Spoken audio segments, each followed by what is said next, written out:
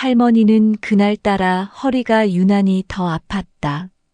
몇십 년 전 논에서 일하다가 미끄러져 크게 다친 이후로 허리는 언제나 그녀의 고질병이었고, 날이 흐리거나 비가 오면 꼭 삐걱거리듯 말썽을 부렸다.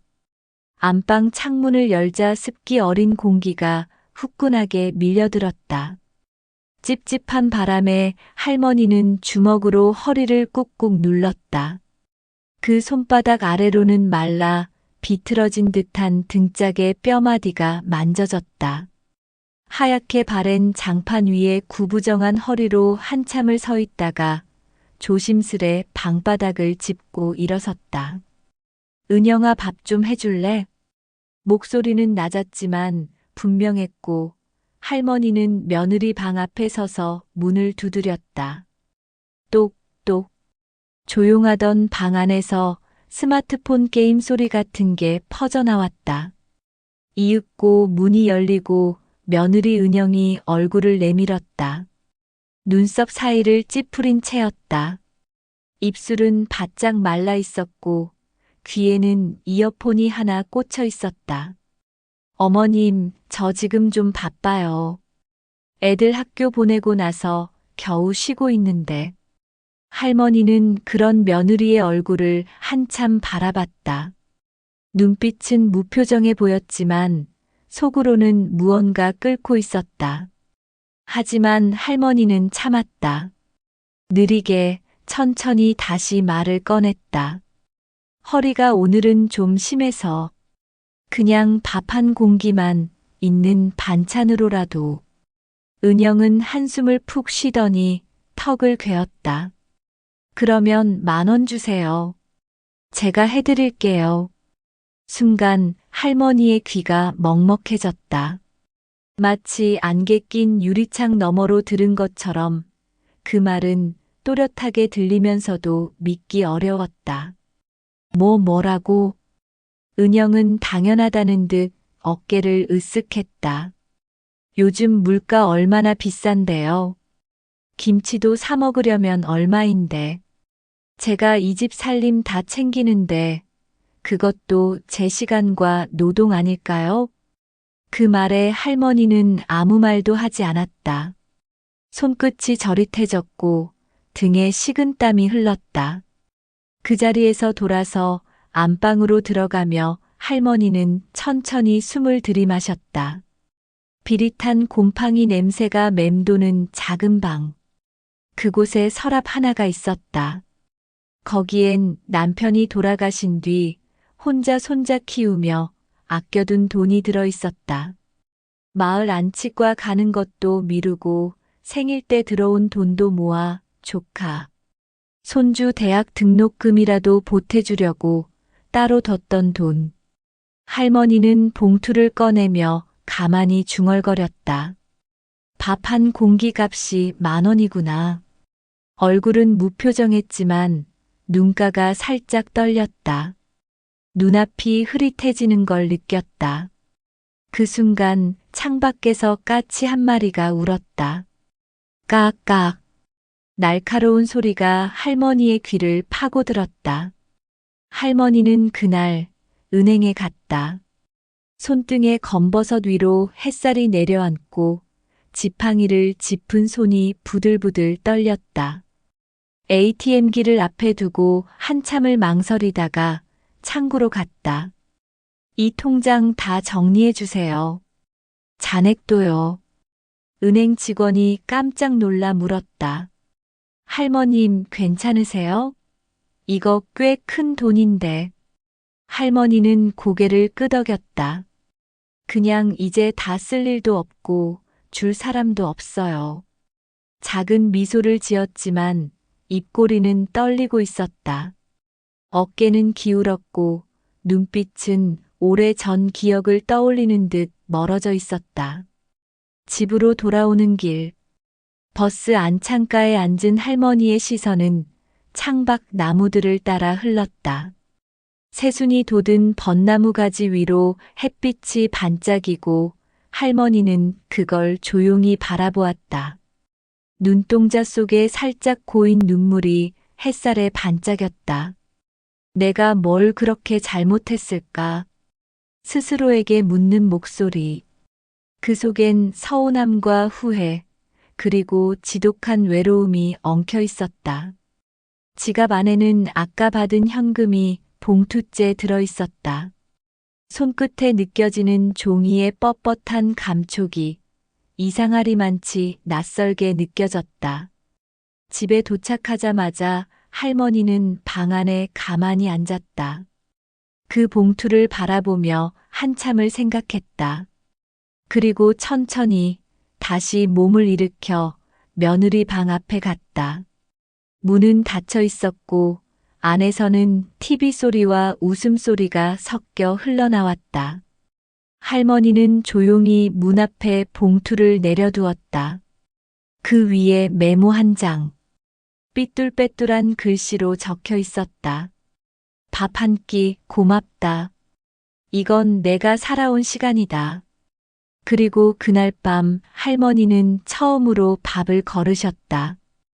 허리는 더 아팠고 눈은 더 말똥말똥해졌지만 이상하게도 그 어느 때보다 마음은 조용했다.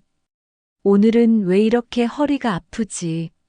새벽부터 스멀스멀 올라오던 통증이 마침내 숨이 턱 막힐 만큼 깊어졌다. 할머니는 반쯤 마른 손바닥으로 허리를 꾹 눌렀다. 삐걱거리는 뼈마디가 손끝에 닿았고 몸을 조금만 구부려도 눈앞이 핑 돌았다. 습한 공기에 가만히 앉아있던 땀마저 식어 차가워졌다. 방 안에는 오래된 벽시계의 틱, 탁 소리만이 귓가를 때렸다. 창밖은 회색빛으로 젖어 있었고 고양이 한 마리가 처마 밑에서 털을 곤두세운 채 비를 피하고 있었다. 은영아. 할머니는 벽을 짚고 천천히 일어섰다. 반드시 정리된 장판을 조심스럽게 밟으며 며느리 방 앞으로 걸어갔다. 문 앞에서 손등으로 입가를 문지르곤 노크했다. 은영아, 나 밥 좀. 똑, 똑, 똑. 문 너머에선 한동안 아무 소리도 없었다. 그런데 이내 톡톡 튀는 전자음과 함께 인기척이 들려왔다. 문이 열렸다. 은영은 휴대폰을 들고 있었다. 손가락은 빠르게 화면을 움직였고 얼굴엔 피곤함이 잔뜩 배어 있었다. 한쪽 귀엔 이어폰이 꽂혀 있었고 다른 한쪽 머리는 질끈 묶여 헝클어져 있었다. 무슨 일이세요, 어머님? 무표정한 얼굴이었다. 말은 공손했지만 눈빛은 피곤했고 억지로 웃음기를 붙인 듯한 입꼬리는 금방이라도 떨어질 것처럼 위태로웠다. 아니, 그냥 밥 한 공기 좀 해줄 수 있겠니? 허리가 오늘따라 많이 아파서. 할머니의 목소리는 조심스럽고 낮았다. 말을 마친 뒤 입술을 꼭 다물었다. 그 순간 그 짧은 정적이 온 집안에 울리는 듯했다. 은영은 그대로 선체로 눈을 내리깔았다가 이내 고개를 살짝 들어 올렸다. 그럼 10,000원 주세요. 할머니는 순간 잘못 들은 줄 알았다. 입을 반쯤 벌린 채 은영을 쳐다봤다. 뭐? 밥이요. 그냥 드리는 거 아니에요. 저도 이 집에서 살림 다 하고 있는데 어머님 밥까지 다 챙기면 저 시간 없어요. 요즘 밥값이 얼만데요? 은영은 턱을 괴고 몸을 틀며 말했다. 지친 기색은 분명했지만 그 말엔 감정이 없었다. 그저 현실적이고 싶다는 듯한 톤. 그러나 할머니는 그 말 한 줄에 심장이 철렁 내려앉았다. 말문이 막혔다. 가슴이 조여왔다. 말없이 그 자리에 선 채로 손끝만 떨리고 있었다. 그냥 있는 반찬의 밥만. 할머니는 마른 목을 축이며 다시 입을 열었다. 그것도 일이잖아요, 어머님. 10,000원 주세요.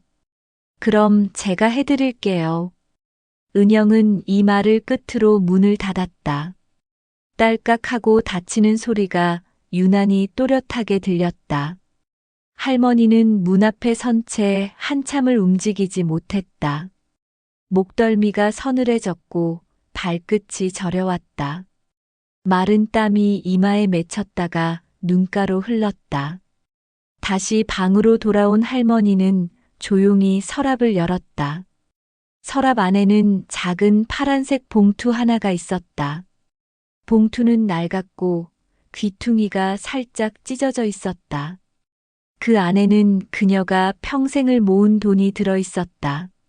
남편이 돌아가신 후로 허리 펼 새도 없이 일하며 모은 돈. 논매고 반찬 만들어 팔고 손자 등록금 보태려고 아껴둔 돈. 꼬깃꼬깃한 10,000원짜리 몇 장부터 시작해 겨우 모은 몇 천만 원. 할머니는 봉투를 꺼내 방 안중앙에 앉았다. 빛바랜 장판 위 그 봉투는 묘하게 커 보였다. 밥 한 그릇에 10,000원이라니. 그 말이 계속 떠올랐다. 귓속에서 울리고 또 울렸다. 눈앞이 흐릿해졌다.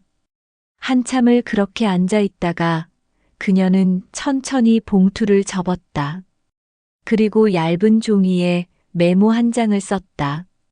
손은 떨렸고 글씨는 삐뚤빼뚤했다.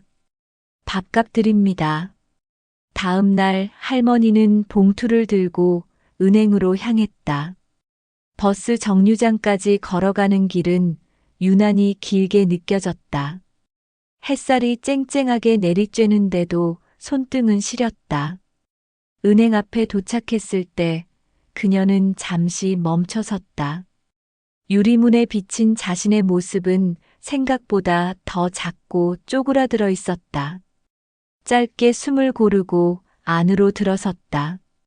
이 통장 해지해 주세요. 전액 출금으로요. 직원은 놀란 눈으로 할머니를 바라봤다. 할머님, 혹시 괜찮으세요? 꽤 큰 금액인데. 할머니는 가만히 미소 지었다.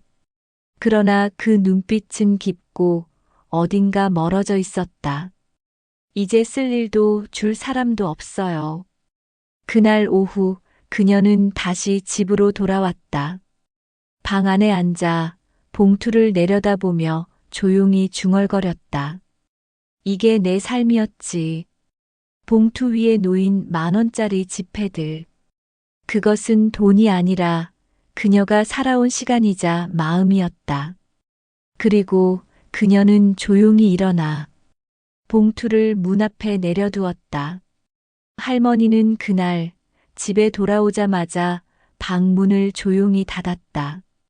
밖에서는 TV 소리와 함께 은영의 발걸음이 느릿하게 지나가는 기척이 들렸다. 하지만 방 안은 깊은 우물처럼 고요했다. 햇살이 창문 틈새로 들어와 장판 위에 길게 내려앉았다. 먼지가 햇살을 따라 떠다니며 마치 시간이 멈춘 듯한 착각을 일으켰다.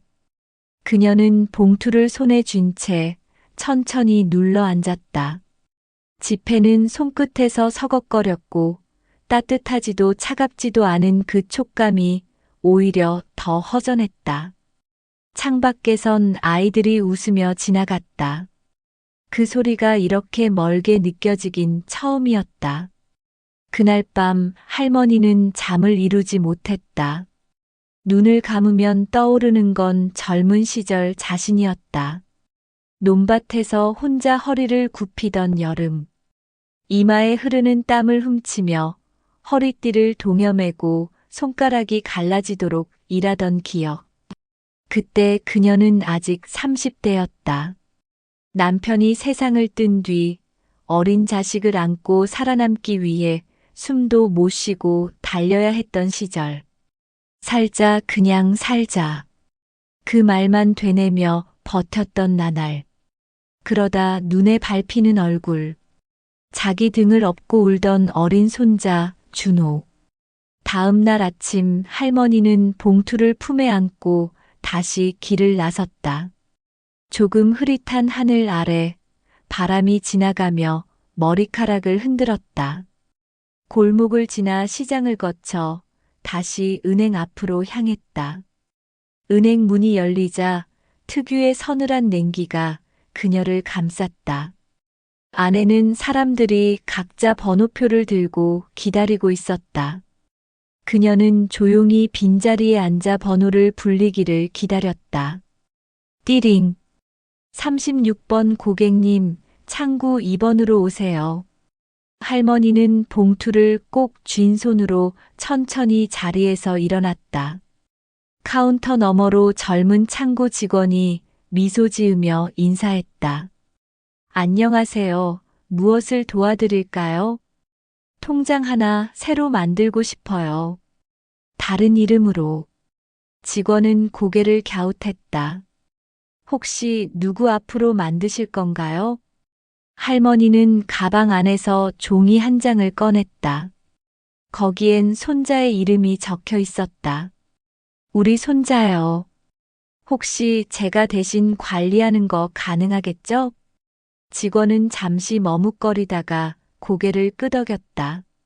네, 위임장만 있으시면 가능합니다. 할머니는 작게 웃으며 고개를 끄덕였다. 그럼 통장 만들고 돈도 조금씩 넣어주세요. 이건 그의 몫이에요. 내가 살아온 시간목. 은행을 나오자 햇살이 조금 더 따뜻해져 있었다. 할머니는 가방 안 통장을 다시 꺼내 바라봤다. 이준호라는 이름 아래 적힌 잔액. 그게 꼭 오래된 약속처럼 느껴졌다. 언젠가는 이 아이가 알게 되겠지. 내가 어떤 마음으로 이 돈을 남겼는지. 버스를 타고 돌아오는 길. 진동으로 몸이 살짝 흔들렸고 옆자리엔 젊은 여자가 아기를 안고 앉아 있었다. 아기 얼굴엔 볼살이 통통했고 숨결은 따뜻했다. 할머니는 그 아기를 바라보다 괜스레 눈가가 시큰해졌다. 한때 준호도 저런 얼굴이었지. 자기 품에서 잠든 그 얼굴을 보며 혼자 울던 밤이 수도 없이 많았다. 그런데 지금 준호는 할머니의 방에 들어오지 않는다. 며느리의 눈치를 보는 건지 아니면 잊은 건지 어느 날부터였는지 그는 눈을 피하고 말을 줄였다. 집에 도착하니 며느리는 마트 봉지를 정리하고 있었다. 냉장고 문을 여닫으며 말없이 움직이던 은영은 할머니를 힐끔 바라봤다.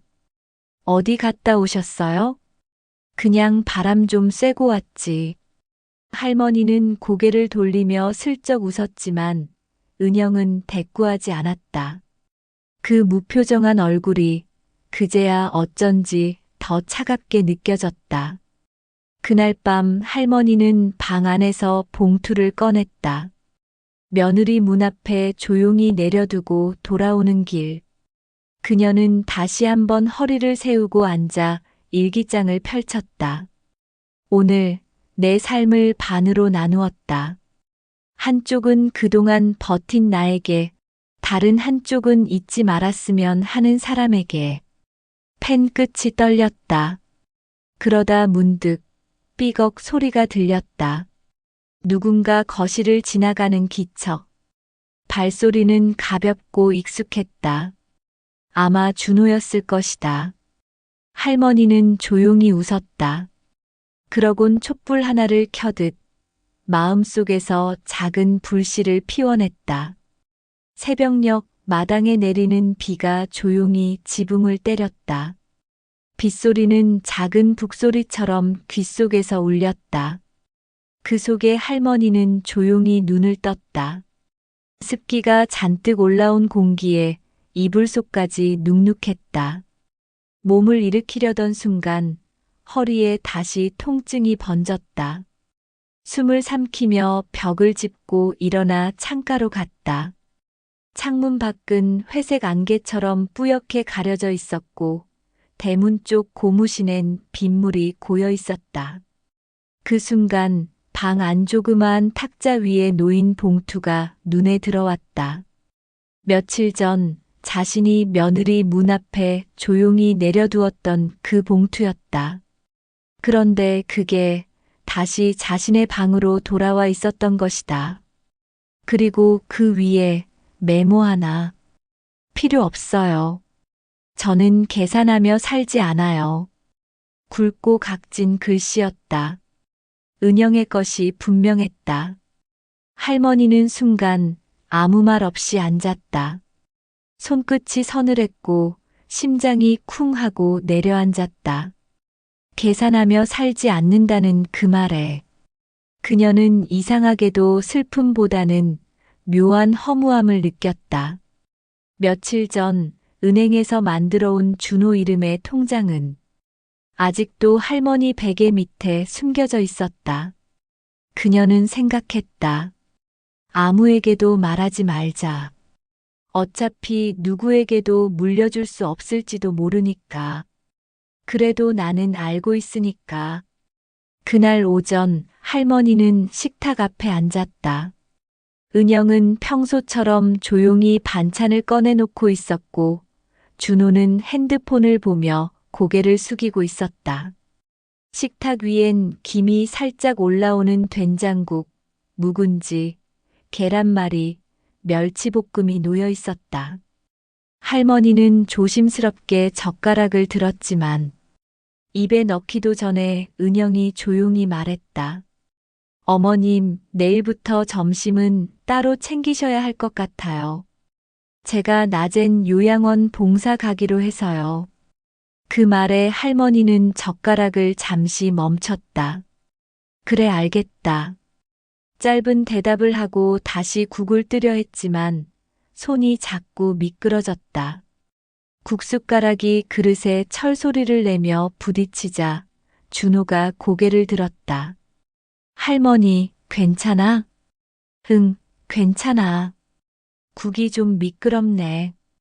그 말은 가볍게 흘렀지만 할머니 손등에선 작은 떨림이 느껴졌다. 준호는 입술을 깨물며 다시 고개를 숙였다. 잠시 식탁 위는 정적에 잠겼다. 점심시간 모두 나간 뒤 할머니는 혼자 부엌에 섰다. 가스레인지 앞 달그락거리며 냄비를 올려놓고 국을 끓였다. 된장 풀고 감자 썰고 마늘 다지고 파 송송 썰어 넣는 그 과정이 어딘가 낯설었다. 지금 이 부엌이 분명 자신이 평생을 살아온 집인데 마치 처음 들어온 사람처럼 느껴졌다. 수저통의 냄새, 식칼의 무게, 후라이팬 손잡이의 미끄러움까지도. 국이 끓는 동안 그녀는 방으로 들어가 작은 상자를 꺼냈다. 그 안엔 흑백 사진들이 담겨 있었다. 검은 치마에 흰 저고리를 입은 젊은 시절의 자신. 이마엔 땀, 손엔 쟁반, 눈은 환하게 웃고 있었다. 사진 속 남편은 선한 눈으로 그녀를 바라보고 있었다. 우리 그땐 잘 웃었지. 힘들어도 웃으면서 밥 지었지. 할머니는 사진을 천천히 내려놓으며 조용히 읊조렸다. 오후 며느리의 방문이 닫힌 채로 조용해졌다. 그 사이 준호가 할머니 방 앞을 서성였다. 작은 그림자 하나가 문 아래로 드리워졌고 할머니는 눈치를 채고 문을 열었다. 준호야. 준호는 멋쩍은 얼굴로 고개를 푹 숙였다. 그의 손엔 작은 봉투 하나가 들려 있었다. 할머니, 이거 제가 용돈 받은 거예요. 그냥 혹시 할머니 필요하시면 쓰시라고요. 봉투를 내밀며 준호는 얼굴을 들지 못했다. 말끝마다 떨림이 있었고 손엔 땀이 맺혀 있었다. 할머니는 그 손을 보며 조용히 웃었다. 아이고야, 이 손 좀 봐라. 애가 이렇게 따뜻하네. 그녀는 봉투를 다시 밀어주었다. 그 마음만 받을게. 나는 괜찮다. 근데 너는 오늘 참 잘했다. 준호는 눈을 들어 할머니를 보았다. 그 눈엔 어딘가 미안함과 안도가 함께 섞여 있었다.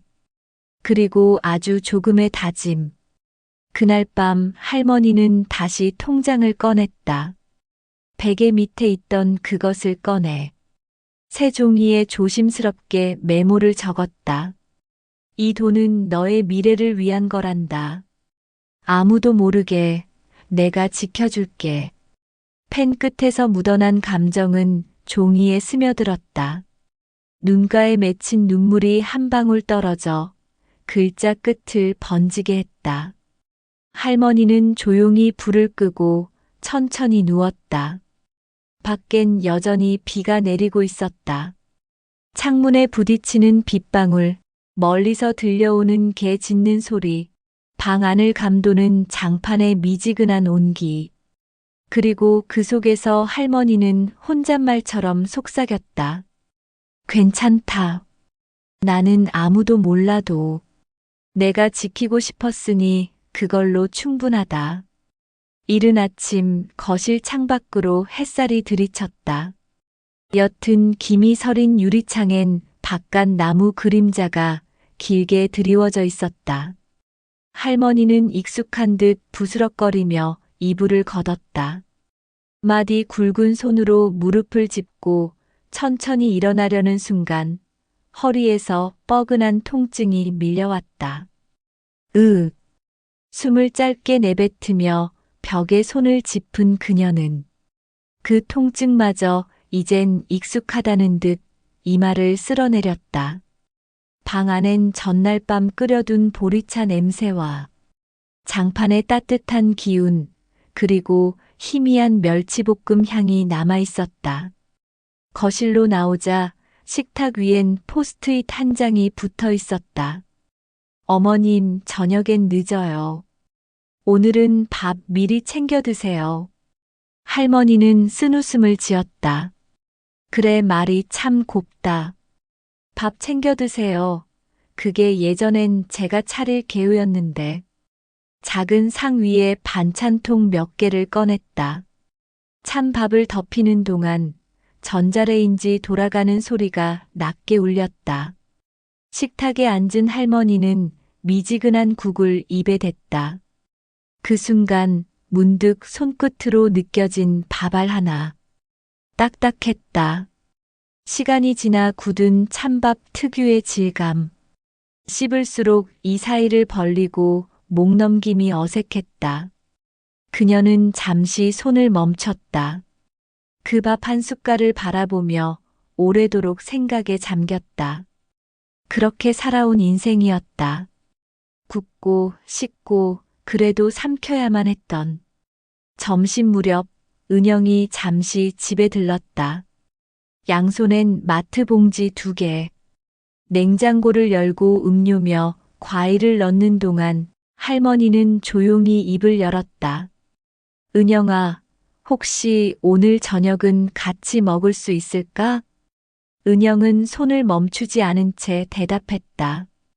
어머님, 저 오늘 송이네랑 약속 있어요. 외식한다고 했잖아요. 그 말에 할머니는 고개를 끄덕이며 웃었다. 그러다 잠시 머뭇거리다 말했다. 그럼 다음엔 나랑도 밥 한 끼 해주면 좋겠다. 내가 밥값은 챙겨둘게. 그 말에 은영이 고개를 돌렸다. 어머님, 또 그런 말씀 무슨 밥 한 끼에 값을 챙겨요. 하지만 그 얼굴에는 어딘가 지친 기색이 스쳐갔다. 할머니는 그 미묘한 감정을 놓치지 않았다. 저녁이 되자 집안은 조용해졌다. 바깥엔 노을이 지고 있었고 거실 벽에 금빛이 스며들었다. 할머니는 다시 혼자 밥상을 차렸다. 고등어 한 토막, 남은 나물, 국 하나. 손에 밥그릇을 쥐고 한 입 넣는 순간 눈앞이 아릿하게 번졌다. 내가 왜 이렇게까지. 눈물 한 줄기가 볼을 타고 흘렀다. 뜨거운 국물보다 그 눈물이 더 뜨거웠다. 그리고 손을 뻗어 오래 묵혀둔 수첩을 꺼냈다. 그 안엔 오래전 메모들이 남겨져 있었다. 첫 월급 받은 날 아들 교복값으로, 준호 100일 새옷 사줌, 은영 생일 금반지 한 돈, 허리 통증 심해짐 병원 가야 함. 그 수첩엔 누군가를 위해 써내려간 시간들이 값처럼 무게처럼 눌러 있었다. 다음 날 아침 준호가 학교를 가려던 참에 할머니가 부엌에서 그를 불렀다. 준호야, 잠깐만. 준호가 가방을 맨 채 돌아봤다. 할머니는 손에 하얀 봉투 하나를 쥐고 있었다. 이거 엄마한테 드려줘라. 밥값이다. 준호는 봉투를 바라보다 고개를 갸웃했다. 밥값이요? 왜요, 할머니? 할머니는 잠시 고개를 돌렸다. 그 눈에는 지난 밤의 눈물 자국이 희미하게 남아 있었다. 밥이란 게 아무렇게나 차려지는 게 아니더라. 그 사람 마음 따라 달라지더라. 준호는 그 말을 곱씹다 조심스럽게 말했다. 할머니, 내가 대신 말해볼까? 엄마한테 내가 좀 얘기할게요. 할머니는 고개를 저었다. 아니다. 이건 내 일이다. 내가 주고 싶은 마음이니까. 저녁이 되자 은영은 봉투를 식탁 위에 툭 던졌다. 이게 뭐예요, 어머님? 목소리는 차분했지만 어딘가 억눌린 감정이 느껴졌다. 밥값이라니.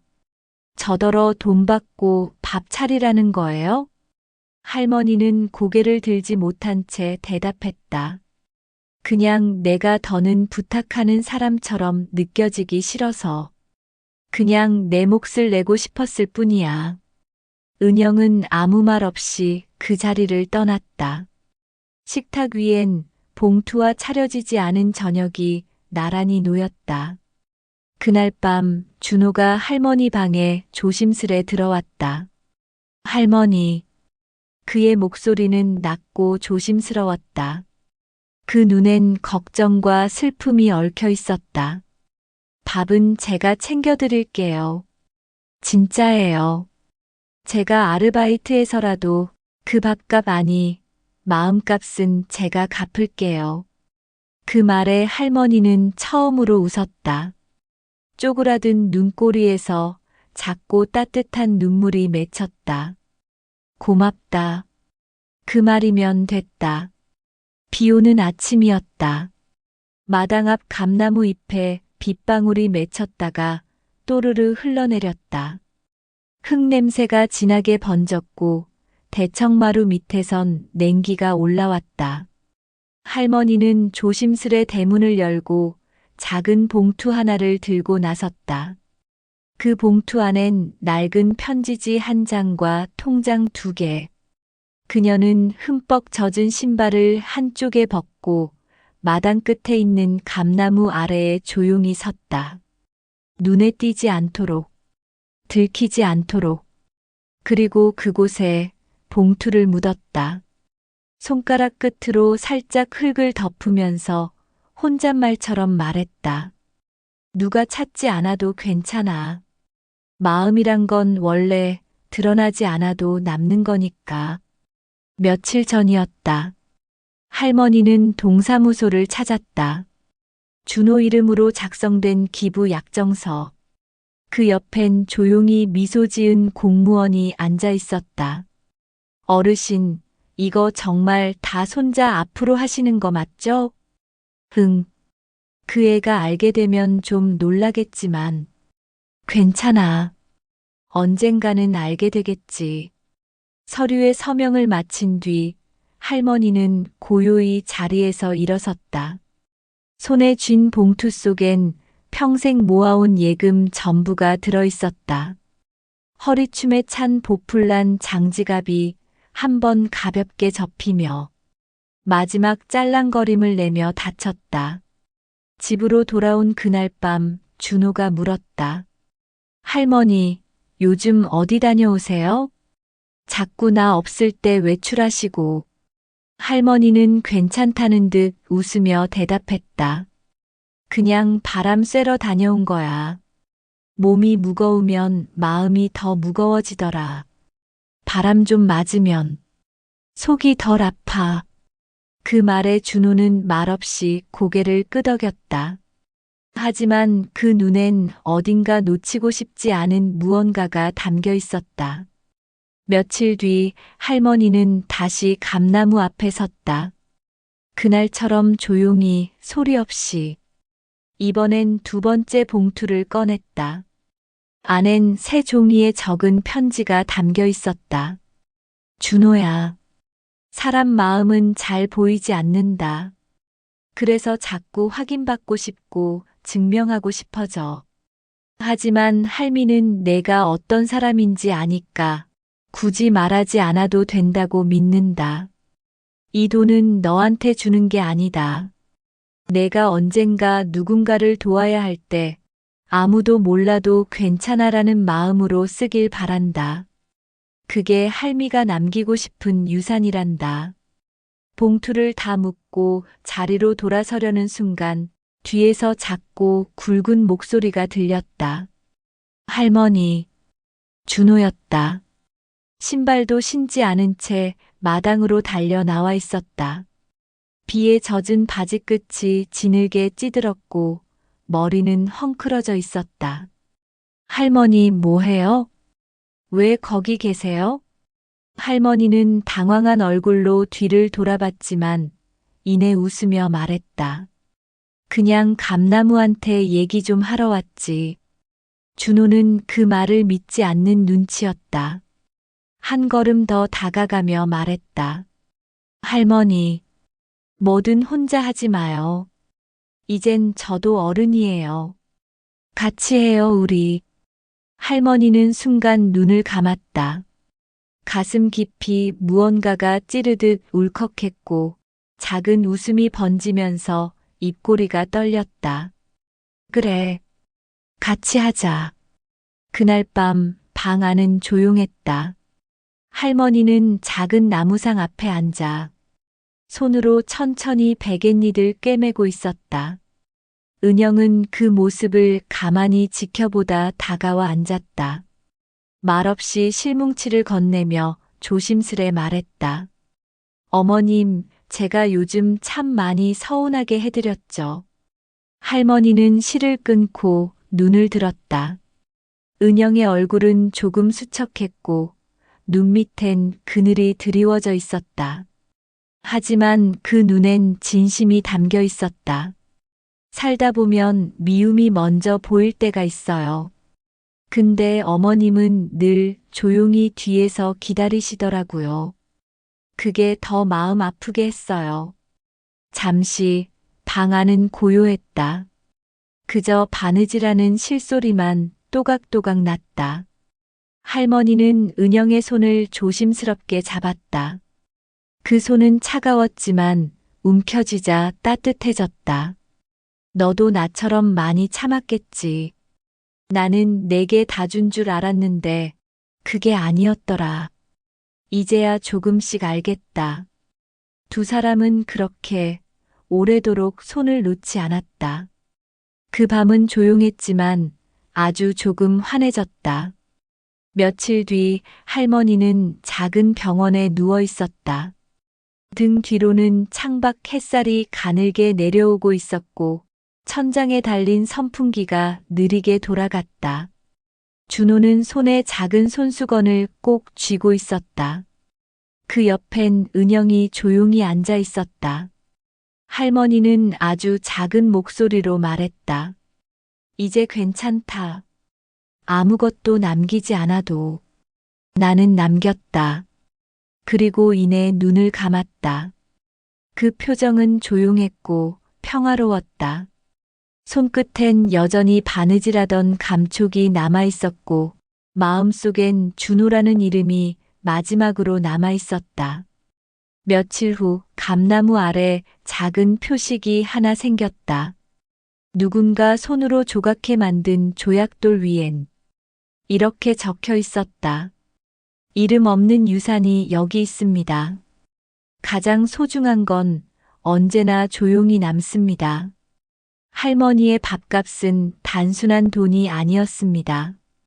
그건 평생을 버텨낸 삶의 무게였고 묵묵히 지켜낸 사랑의 기록이었습니다. 가족이란 늘 곁에 있다고 당연한 게 아닙니다. 때론 가장 익숙한 사람이 가장 외로울 수 있습니다.